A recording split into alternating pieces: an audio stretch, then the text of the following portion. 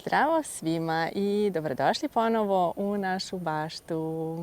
Evo, prošlo je izvesno vreme i poslednji put kada smo se videli pričali smo baš o ružama, tako da danas nastavljamo tu priču samo ovoga puta u jednoj letnjoj varijanti. Dakle, nije me bilo izvesno vreme, ali imam razlog za to, nije tako ni loš taj razlog, tako da jedna svečana objava sledi na kraju ovog videa, pa vam preporučujem da ostanete do kraja sa mnom.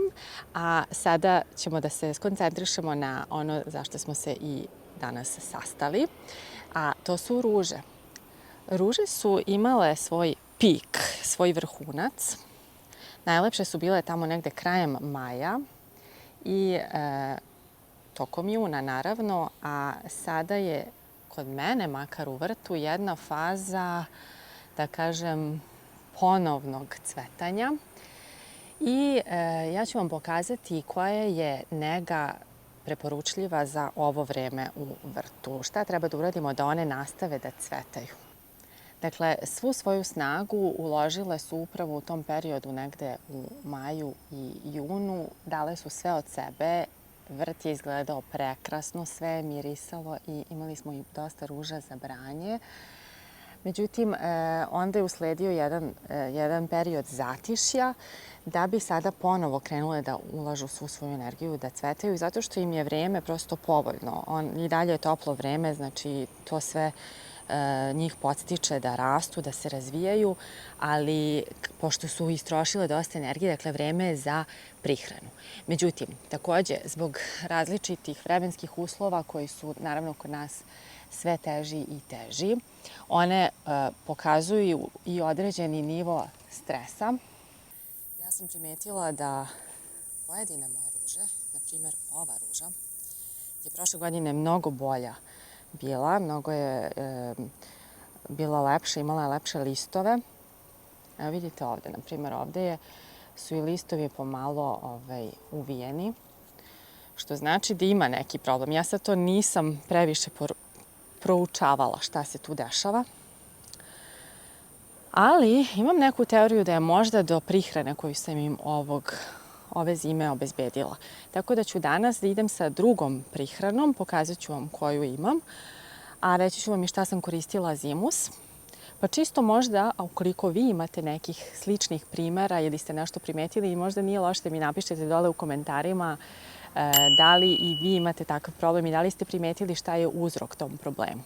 Kako vodite računa još u ovom periodu o ružama? Dakle, treba joj očistiti ovo dno oko nje, tačnije njenu osnovu, da prosto nema konkurenciju dok raste i tako će, dakle, ove biljke koje možda imaju neku tendenciju ka nekakvim oboljenjima manje i uticati na ružu. Malo ćemo osloboditi prostor oko nje, imaće bolji protok vazduha. Zbog toga to radimo. To, naravno, u ovom periodu je malo teže nego inače da se odradi sve, jer prosto je vegetacija mnogo bujnija. Kada očistite, tu i tamo sam uspela, dno, treba malo ovako razdrljati zemlju okolo, ponovo da bi bilo kiselnika u toj zemlji.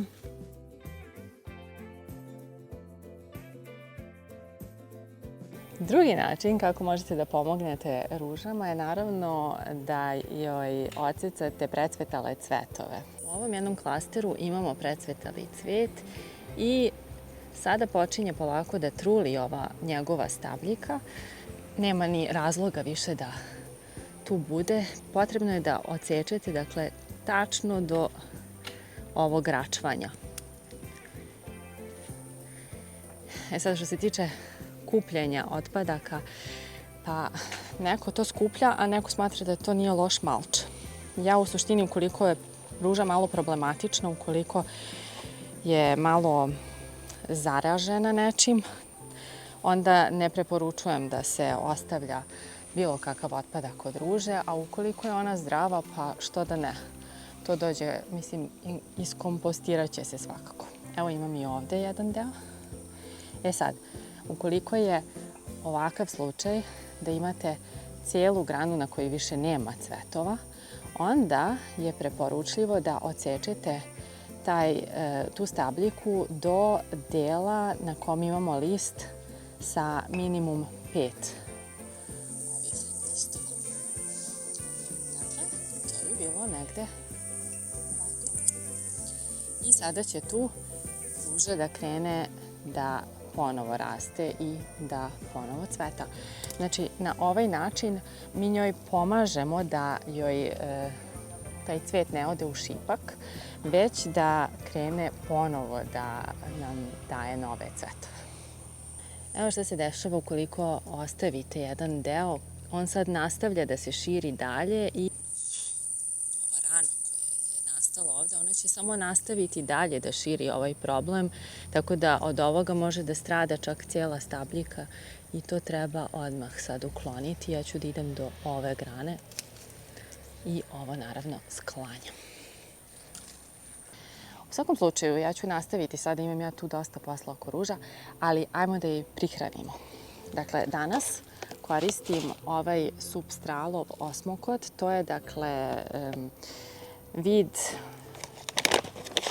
sporo otapajućih đubriva, odnosno prihrane, nije organska, nažalost, prihrana i otprilike jedna kašičica je dovoljna za, mislim, ja kažem jedna kašičica, to je otprilike ja prospem ovo, na primjer ovu količinu oko osnove ruže i dobro zalijem.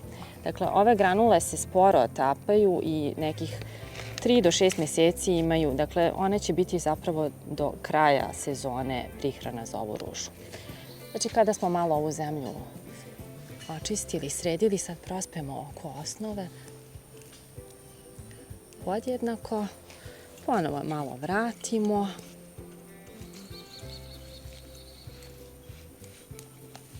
I poželimo ovoj ruži sreću do kraja sezone, naravno uz jednu dobro pićenice vode.